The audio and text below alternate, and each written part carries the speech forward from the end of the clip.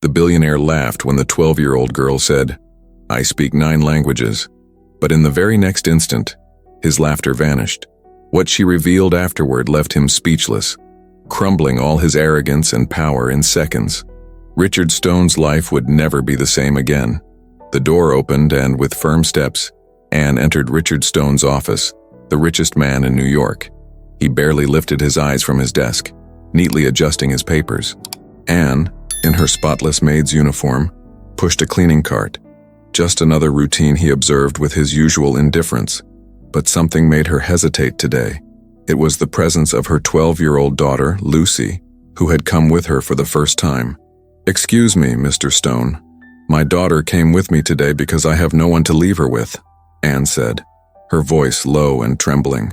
She knew this was no place for a girl like Lucy. She was about to apologize and leave when Stone, with a cruel smile, interrupted. "Don't worry, you can stay. In fact, this will be interesting," he said, his voice dripping with sarcasm. He rose slowly, a man accustomed to dominating any room he entered. Stone's office sat imposingly on the 52nd floor, the view of the city serving as a constant reminder of his superiority. But that morning, it wasn't the view that filled the atmosphere. It was him, the man of absolute power who stared with disdain at Anne and her daughter. As Anne began tidying the room, Stone fixed his eyes on Lucy, standing quietly by her mother's side, calm, yet with a curious spark in her gaze. She knew she didn't belong there, yet she didn't seem intimidated by the figure the world called the greatest billionaire in the country. She didn't seem to care about his obvious arrogance. At that moment, Stone decided to amuse himself. "So, what do you want to be when you grow up, Lucy?" Stone asked with a mocking smile. "Will you clean offices like your mother? Or do you have something more grand in mind?" He delighted in humiliating others, especially those he considered inferior, like the maid's daughter. Lucy stayed silent for a moment, her eyes gleaming in a way Stone had never seen in a child her age. She didn't look nervous, didn't look afraid. There was something in her presence that challenged him without a word. Lucy looked at the billionaire, and instead of stepping back or showing fear, she took one step forward and said calmly, "I speak 9 languages fluently." Stone laughed. The sound of his laughter boomed like thunder in a clear sky. He leaned back in his chair, assuming the girl was just joking, trying to be funny. But Lucy didn't smile. Her eyes, steady on Stone, held the same calmness, without a trace of fear or shyness. "That's interesting," he said, his laughter now a little more forced. "Impress me then. Speak some of these languages." Lucy didn't hesitate. She looked at the paper in front of her, picked up the document Stone had left on his desk, and began to read. Her flawless, fluent English blended seamlessly with phrases in Mandarin, Arabic, French, and other languages Stone had never expected to hear from a child like her. Each word left her lips with such precision that the billionaire swallowed hard. Stone froze. He had taken part in international negotiations with the best translators in the world, had contacts in every corner of the globe, and had mastered several languages himself. But never in his life had he heard someone so young speak with such fluency and naturalness in so many tongues. He couldn't hide the growing shock on his face. Little Lucy, her eyes locked on Stone, was tearing down the tower of arrogance he had so carefully built. She, a simple girl from the Bronx, possessed something he, the corporate world's magnate, had never known how to buy: genuine knowledge and the courage to challenge his authority. Richard Stone felt the weight of surprise pressing against his chest. He had always believed that knowledge was a territory reserved for the rich, the powerful, the well-connected. To him, people like Lucy, those who came from neighborhoods on the margins like the Bronx, would never have access to quality education. He looked at her, a simple child with her worn-out backpack and a defiant gaze, and thought her claim was just a joke. But something in her voice, in her posture, made him question his certainties. He coughed, trying to pull himself together, but the discomfort was obvious. "Well," he began with the tone he always used for anyone who dared to challenge his empire, "that is very interesting, Lucy. But you must understand that just knowing how to speak several languages doesn't make you truly intelligent." Richard smiled, as if trying to take control of the situation. He, who commanded millions and ran the largest tech company in the country, had never encountered anyone who dared to challenge him like this. He was used to being the center of attention. He had everything he wanted, every door open, every conversation bending to his command. His office, a sanctuary of marble and glass, was a reflection of his unshakable belief that wealth and power were the true measures of success. The walls around him were adorned with expensive art, relics from the world he so admired, and his city view seemed to symbolize his position above everyone else. Hartman had never once questioned his own superiority, until that moment. Lucy, however, refused to be intimidated. Her response was simple, but powerful, like a sharp blade cutting through the air. Mrs. Wang teaches me Mandarin on Saturdays. Mr. Ahmed helps me with Arabic. They don't have millions, but they know more than you think. Richard froze. It wasn't the idea of Lucy speaking several languages that unsettled him, but the way she spoke about the people who taught her.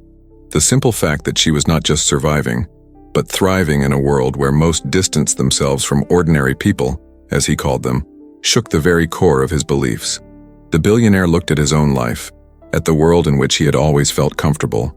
He had spent years in closed meetings with the biggest names in the industry, debating numbers and corporate growth. But none of those people, no matter how important, had ever come close to the sincerity of a child speaking about her teachers with a sparkle in her eyes. People like Mrs. Wang and Mr. Ahmed had always been invisible to Richard. He had never bothered to see the value of someone he believed was beneath him. But this 12-year-old girl, the daughter of a woman he barely recognized as human, was proving him completely wrong. She was challenging him to see the world in a way he had never imagined. And for the first time in his life, Richard Stone felt a thread of insecurity. The man who had never doubted his place in the world was now beginning to question everything he thought was true.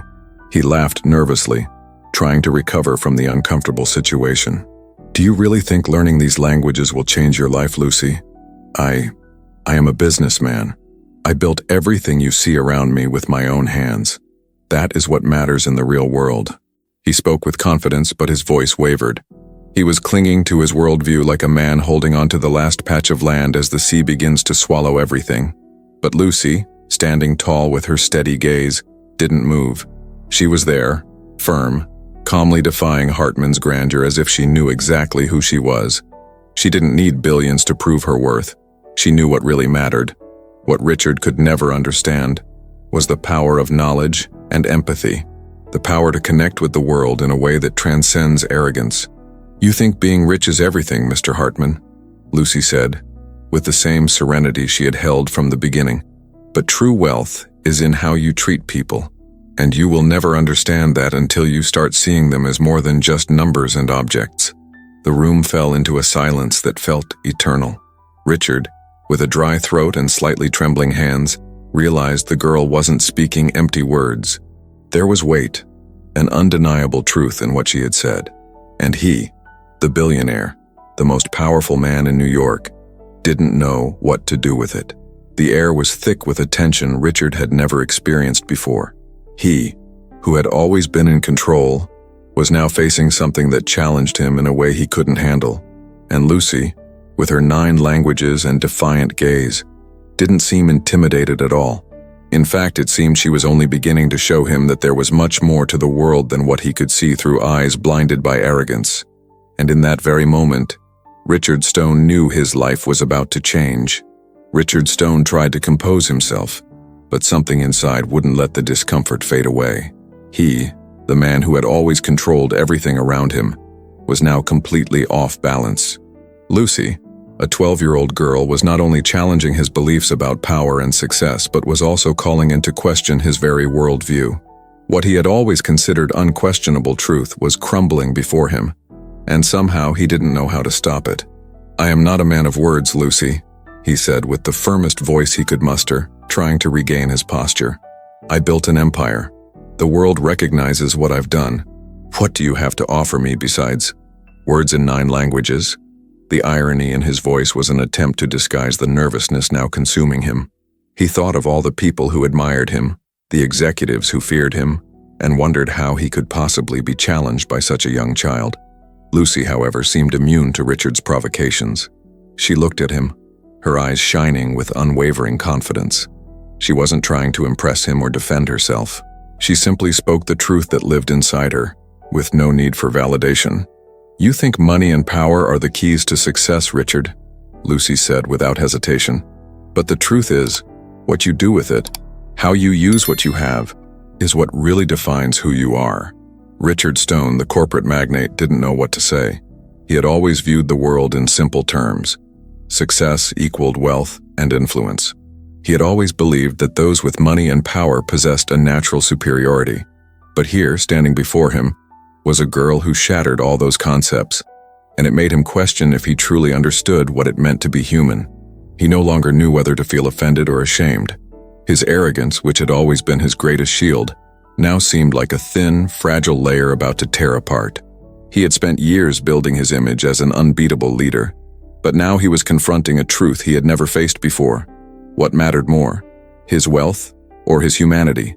He stood abruptly, trying to hide the unease now dominating his thoughts. "Do you think street teachers like Mr. Ahmed and Mrs. Wang can teach me something I don't already know? They are ordinary people, Lucy.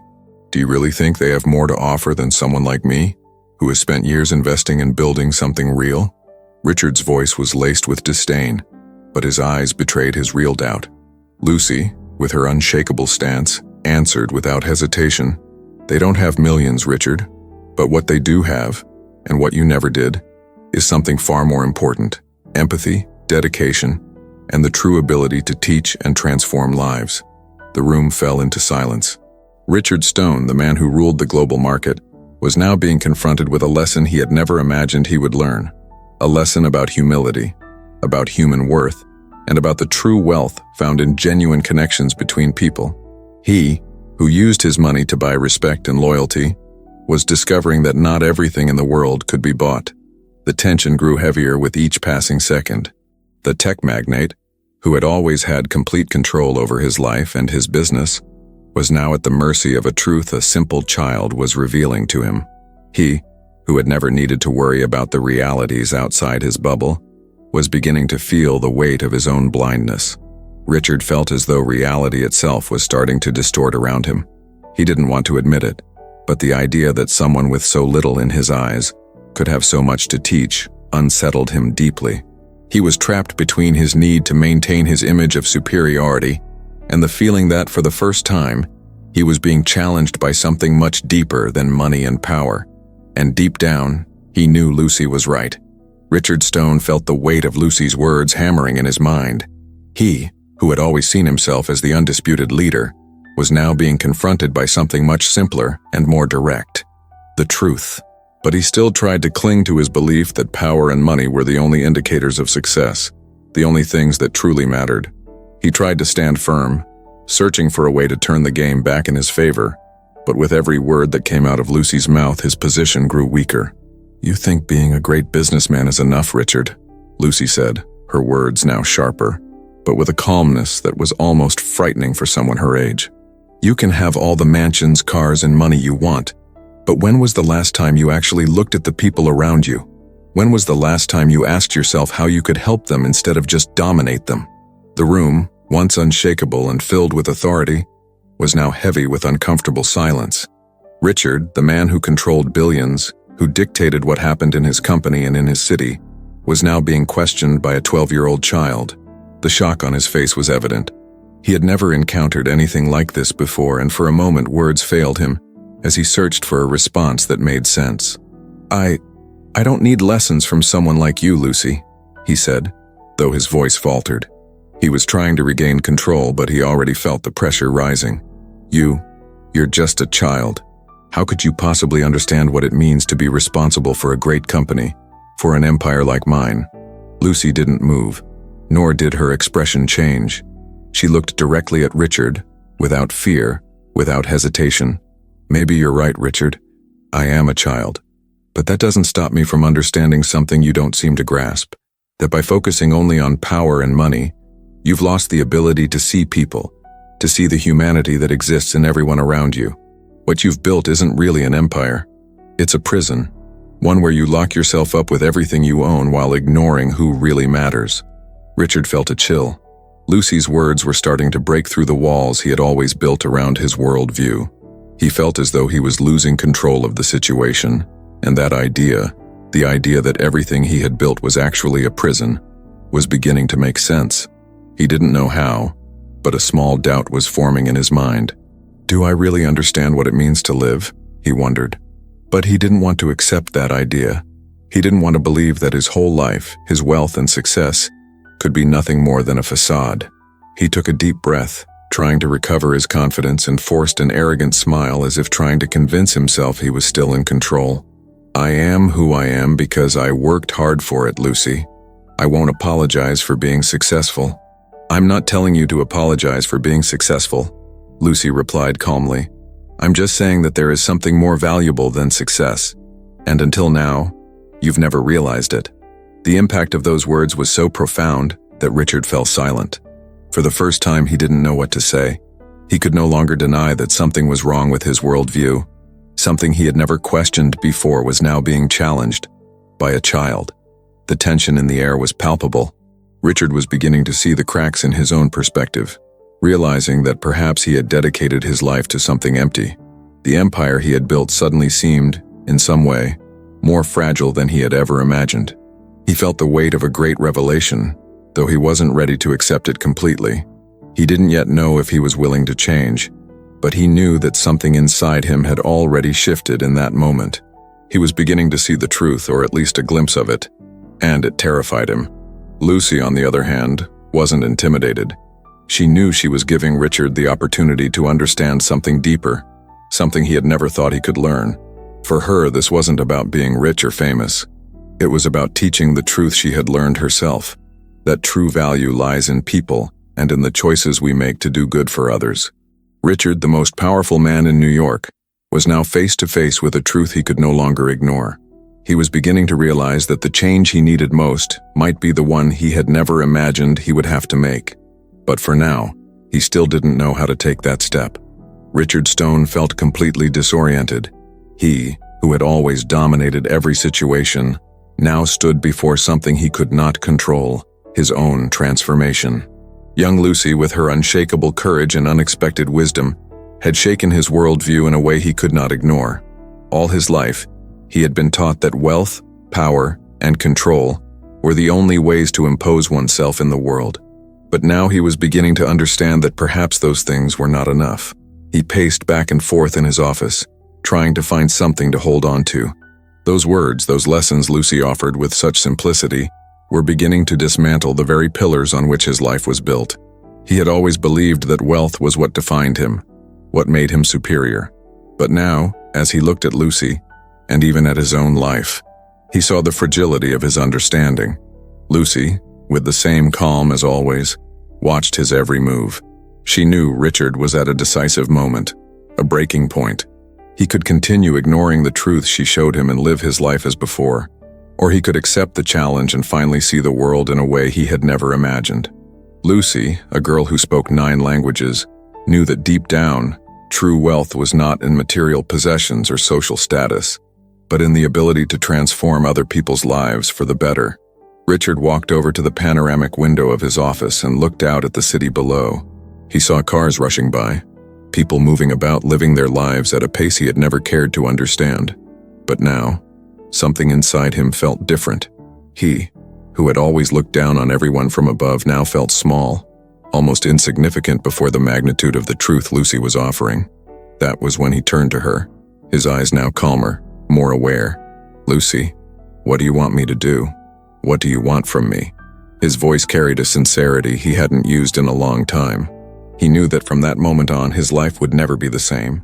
He, Richard Stone, would have to decide whether to remain in his ivory tower or come down to the ground with the ordinary people, those he had always ignored, but who now seemed to be the true masters of life. Lucy did not hesitate in her response. I want you to look at the people around you, Richard. I want you to see true wealth in the small things, in acts of kindness, in the choices you make to improve people's lives. It's not about changing the world in one step, but if you start with small actions, you'll discover that real change happens when you decide to make a difference in the lives of those who truly need it. Those words echoed in Richard's mind, like a sound that would not stop playing, a constant reminder of everything he needed to change. He knew that if he were honest with himself, he had already made his choice. He, who had always believed life was about conquering, now saw that perhaps it was about giving, about offering the world something beyond money and fame. He looked at Lucy, now standing by his desk, as if she already knew the answer. She, with her simple backpack and serene smile, seemed to understand exactly what was happening inside him. Richard Stone had reached the end of his pursuit of power and control. The real challenge was no longer about defeating others, but about conquering himself. And there, in that moment, Richard made the hardest choice of his life. He decided he would change. Not because Lucy had challenged him, but because, in looking at her, he finally saw that true strength came from within, not from his wealth. He knew this transformation would not be easy, but he was willing to try. For Lucy, for himself, and more importantly, for all those he had ignored until now. The richest man in New York finally understood. True wealth is not in what you have, but in what you are able to give. Richard Stone was at his breaking point. He knew he could no longer continue ignoring the transformation happening within him. After so many years of absolute power, manipulation, and coldness, he now faced a moral dilemma he had never imagined confronting. His life, which had always been measured by financial success and impersonal victories, was now being weighed by a very different metric, one that could not be bought at any price. As he walked through his corporate tower, Richard couldn't help but notice the city below. He had always felt above it all, superior, but now, with Lucy's words echoing in his mind, he felt like a lost man trapped inside a golden prison of his own making. Lucy, a 12-year-old girl, had been sharper than any of the executives he had trained, wiser than all the philosophers and business strategists he knew. She had made him see what he had ignored for so long. The true measure of a successful life is not what you accumulate, but the impact you have on others. The tension inside Richard grew with every step. He knew there was no going back to the life he once lived. Something inside him had changed, and there was no hiding it anymore. But the question still lingered. Was he truly willing to change? Was he ready to pay the price of transformation? He knew change would be difficult, that he would have to let go of many privileges he had always taken for granted. But if he didn't act now, he felt his life would hold no meaning at all. At that moment, as he gazed out at the view from his towering office, the answer came to him. Richard felt the weight of his own arrogance crushing him. Memories of the days when he looked down on people with disdain, those he had exploited to build his fortune, began flooding his mind.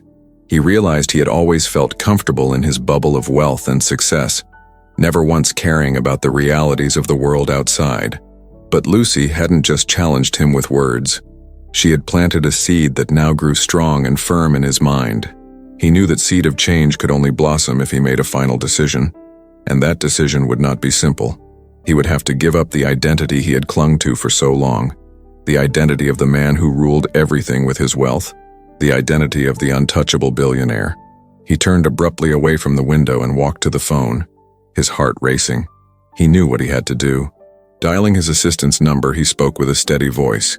"Schedule a meeting with my executive team. I want everyone present tomorrow morning, and prepare me a speech." He knew the next step would be difficult, but he was ready. The next day, Richard Stone woke earlier than usual. He knew the decision he was about to announce could change his life forever. When he entered the boardroom, his team was seated around the table, watching him curiously. Richard did not hesitate. He looked at each of them, one by one, and then, with a voice far removed from his usual arrogance, began to speak. "I've spent my entire life accumulating power, money, and influence. I always thought that was the only thing that mattered. But the truth is, I was wrong. I lost my way. I lost sight of what truly matters. And now, I want to use what I've built to change lives. I want to ensure our company becomes a force for good, that we can transform communities, that we can educate, support, and create opportunities." His team's eyes widened, some in disbelief. They had never seen Richard Stone like this. But Richard pressed on, now with renewed determination. "I am donating 50% of my personal fortune to education programs. We will launch a scholarship fund for students from low-income families and expand our support for social impact initiatives. We will look beyond ourselves and, more importantly, we will transform the way we operate." The room was silent. Richard knew he had taken the first step toward monumental change, but the true transformation would only come with time. What he had done there was not just a business shift. It was a reinvention of who he wanted to be. He no longer wanted to be remembered only as the man who amassed billions. He wanted to be remembered as someone who used his wealth to help others achieve what he had. Richard felt a massive weight lift from his shoulders. He knew this decision wouldn't be easy, and not everyone on his team would understand, but he was prepared for the consequences. He was no longer seeking the world's approval, but something more important, his own inner peace. He left the meeting with a light heart, but a new responsibility in his hands.